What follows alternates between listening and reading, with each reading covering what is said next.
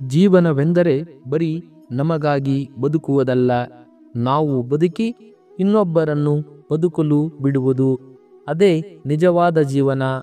ಆವಾಗಲೇ ಬದುಕಿದ್ದು ಸಾರ್ಥಕ. ಬೇರೆಯವರ ಜೀವನದ ಜೊತೆ ಪೈಪೋಟಿಗೆ ಇಳಿಯುವುದನ್ನು ಬಿಟ್ಟು ಬಿಡಿ. ಅದರಿಂದ ಏನೂ ಪ್ರಯೋಜನವಿಲ್ಲ. ಅದರ ಬದಲು ನಿಮ್ಮ ಜೀವನದ ಜೊತೆಗೆ ನೀವೇ ಪೈಪೋಟಿಗೆ ನಿಲ್ಲಿ. ಗೆದ್ದರೆ ಸಂತೋಷ, ಸೋತರೆ ಅದು ನಿಮ್ಮ ಜೀವನವನ್ನ ಇನ್ನಷ್ಟು ಗಟ್ಟಿ ಮಾಡುತ್ತದೆ. ಬಡವನು ಬೆಳೆಸಿದ ಮರವನ್ನ ಕಡಿಯಬೇಡಿ. ಗುರುಗಳು ಕಲಿಸಿದ ಅಕ್ಷರಗಳನ್ನ ಮರೆಯಬೇಡಿ. ತಾಯಿ ಕಲಿಸಿದ ಸಂಸ್ಕೃತಿಯನ್ನ ತುಳಿಯಬೇಡಿ. ಇತರರಿಗೆ ಪ್ರೇರಣೆಯಾಗಿ ಬದುಕಬೇಕು. ಇತರರನ್ನ ಧೋರಣೆ ಮಾಡಿ ಬದುಕುವುದಲ್ಲ. ಇತರರ ನಂಬಿಕೆಯನ್ನ ಗಳಿಸಿ ಬದುಕಬೇಕು. ಇತರರ ನಂಬಿಕೆಯನ್ನ ಅಳಿಸಿ ಬದುಕುವುದಲ್ಲ. ಉರಿಯುವ ಸೂರ್ಯನೇ ಮಾಯವಾಗುತ್ತರ ಮೋಡಗಳು ಮರೆ ಮಾಡಬೇಕಾದ್ರೆ ನಮ್ಮಲ್ಲಿರುವಂತಹ ನೋವುಗಳನ್ನ ಮರೆಸುವ ಶಕ್ತಿ ನಗುವಿಗೆ ಇರಲ್ವಾ? ನಗುತ್ತಾ ಜೀವಿಸಿದರೆ ನೋವಿನ ಭಾರ ಕಡಿಮೆಯಾಗುತ್ತದೆ.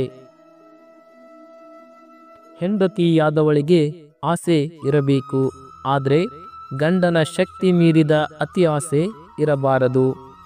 ಗಂಡನಿಗೆ ಅಹಂಕಾರ ಇರಬೇಕು ನಿಜ, ಆದರೆ ಹೆಂಡತಿಯನ್ನ ನೋವು ಮಾಡುವಷ್ಟು ದುರಹಂಕಾರ ಇರಬಾರದು.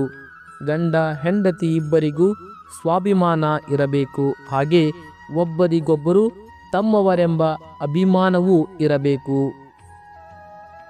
ಜೀವನದಲ್ಲಿ ಯಾರನ್ನಾದರೂ ನಂಬು, ಆದರೆ ನಂಬುವುದಕ್ಕಿಂತ ಮೊದಲು 10 ಸಲ ಯೋಚಿಸು. ಏಕೆಂದರೆ ಕೆಲವೊಂದು ಸಲ ನಮ್ಮ ಸ್ವಂತ ಹಲ್ಲು ನಮ್ಮ ನಾಲಿಗೆಯನ್ನೇ ಕಚ್ಚಿಬಿಡುತ್ತದೆ.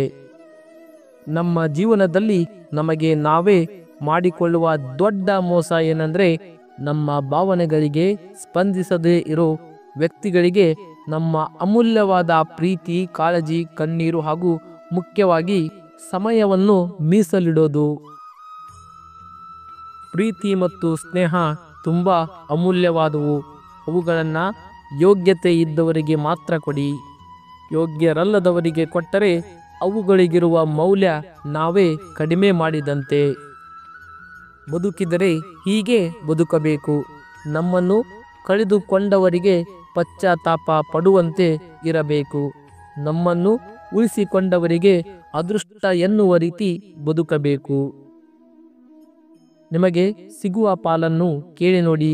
ಎಲ್ಲ ಸಂಬಂಧಗಳ ನಿಜವಾದ ಮುಖವಾಡ ಕಳಚಿ ಬೀಳುತ್ತದೆ. ನಿಮಗೆ ಸಿಗುವ ಪಾಲನ್ನು ಬಿಟ್ಟು ನೋಡಿ. ಎಲ್ಲ ಮುಳ್ಳುಗಳಂತಿರುವ ಸಂಬಂಧಗಳು ಗುಲಾಬಿ ಹೂಗಳಾಗಿ ಬಿಡುತ್ತವೆ. ನಮ್ಮ ಸುತ್ತ 1000 ಸಂಬಂಧಗಳು ಇರುವುದಕ್ಕಿಂತ ನಮ್ಮನ್ನ ಅರ್ಥ ಮಾಡಿಕೊಳ್ಳುವ ಒಂದು ಸಂಬಂಧ ಜೊತೆಗಿದ್ದರೆ ಸಾಕು. ಆ ಜೀವನ ಸ್ವರ್ಗವಾಗಿರುತ್ತದೆ. ಎಲ್ಲ ಸಮಯದಲ್ಲೂ ನೀವು ದುಡ್ಡು ಉಳಿಸಬಹುದು, ಆದರೆ ಎಲ್ಲ ಸಮಯದಲ್ಲೂ ನಿಮ್ಮನ್ನು ದುಡ್ಡು ಉಳಿಸಲಾರದು, ನೆನಪಿರಲಿ. ತಕ್ಕಡಿಯ 2 ಕಡೆ ಸಮವಾಗಿ ನಿಲ್ಲಬೇಕಾದರೆ ತೂಕ ಸರಿಸಮವಾಗಿರಬೇಕು. ಹಾಗೆ ಸಂಸಾರ ಸಂತೋಷದಿಂದ ಇರಬೇಕಾದರೆ ಗಂಡ ಹೆಂಡತಿ ಇಬ್ಬರೂ ಪ್ರೀತಿ, ವಾತ್ಸಲ್ಯ, ನಂಬಿಕೆಯಲ್ಲಿ ಸರಿಸಮನಾಗಿರಬೇಕು. ವರವನ್ನಾಗಲಿ ಶಾಪವನ್ನಾಗಲಿ ದೇವರು ಯಾವತ್ತೂ ಕೊಡುವುದಿಲ್ಲ. ಅವಕಾಶಗಳನ್ನು ಮಾತ್ರ ಕಲ್ಪಿಸುತ್ತಾನೆ. ಅದನ್ನು ವರವೋ ಅಥವಾ ಶಾಪವೋ ಆಗಿ ಪರಿವರ್ತಿಸಿಕೊಳ್ಳುವುದು ನಿಮ್ಮ ಕೈಯಲ್ಲಿದೆ.